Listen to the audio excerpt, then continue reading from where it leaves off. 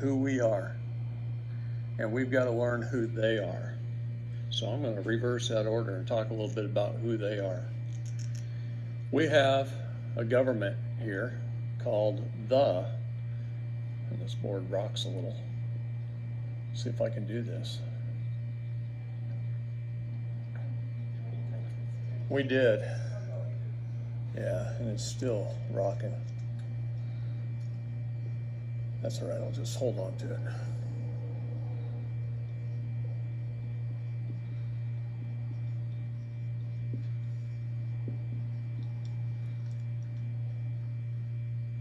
We have a government called the United States of America. That's a de jure government of we the people. That government lives inside each one of us. Our capital's in Philadelphia, where it's always been.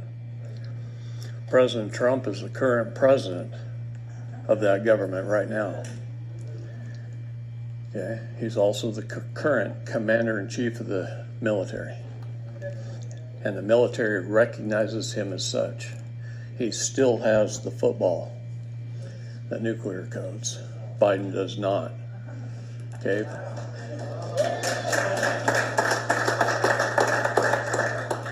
Biden thought he could get around it by putting in a new Secretary of the Department of Defense. And the sitting generals got that brand new Secretary of Defense to instantly do a 200-day stand-down order against the Biden administration. Pretty cool.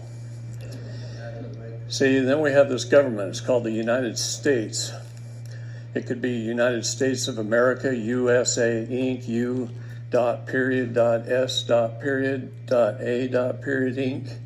It's called a variety of things. It's all incorporated.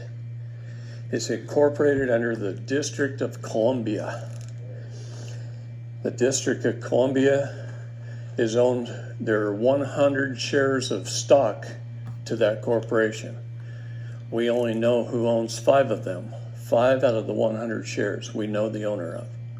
The other 95 shares are held anonymously. But all the shares, from following the money, are foreign owned and operated by the 13 families. Power in this country is pretty easy. In this world is pretty easy. You've got the Pindar, the all-seeing eye. You got the pyramid that's on the back of the dollar. There's 13 bricks up here. There's 300 bricks here. The Pindar no longer exists.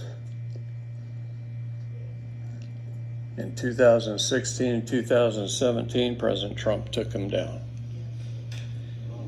Okay, the Pindar was the Queen of England, the Queen of Holland, the Vatican, and the head of the 13 families. And they're no more. Now there's still, you've got the 13 families, and I would say about half of them are on our side and want sovereignty worldwide. The other half control the Illuminati, the Bilderberg Group, the Council on Foreign Relations, the 300.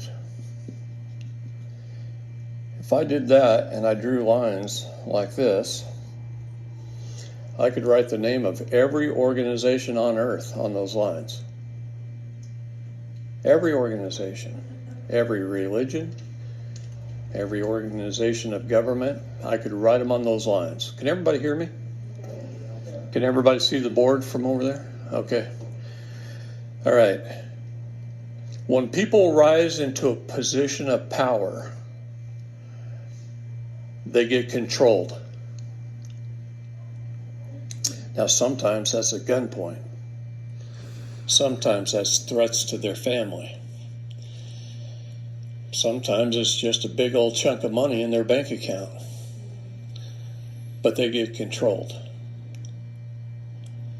And once they get controlled, and that's in every town in America, every town, This beautiful place we have right here is surrounded by hell.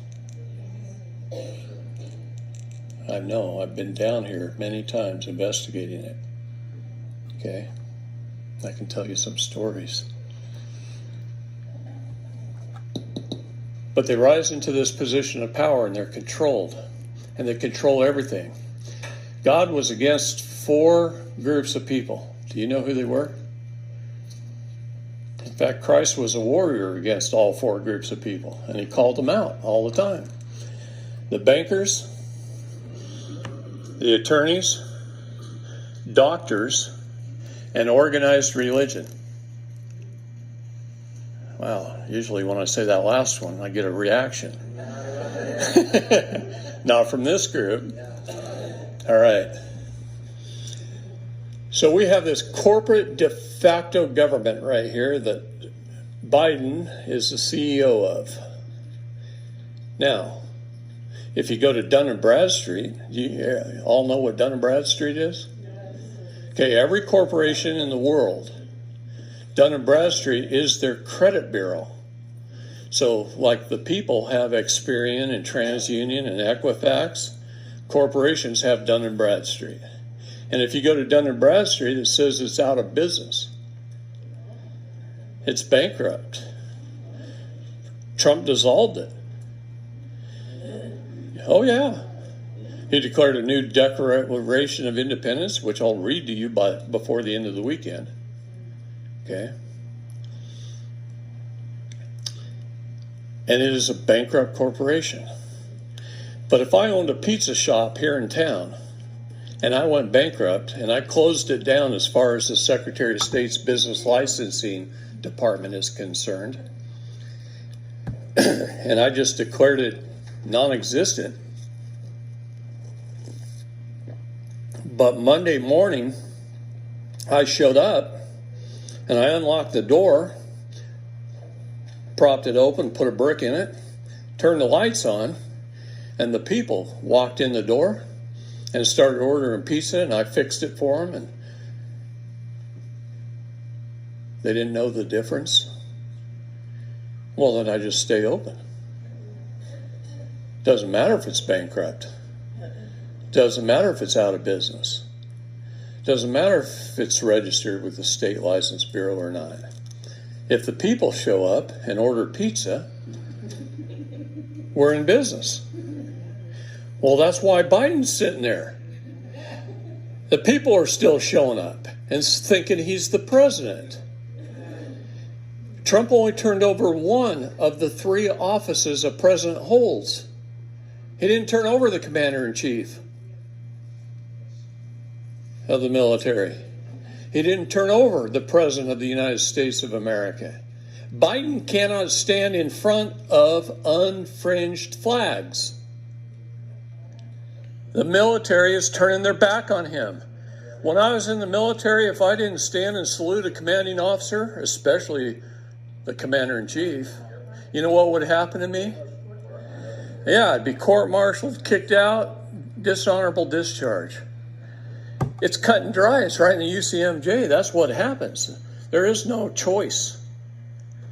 What is the military doing to Biden now? They're turning their back as he drives by in his motorcade. What's that tell you? Isn't that a big hint? They're not getting court-martialed. They're still there the next day.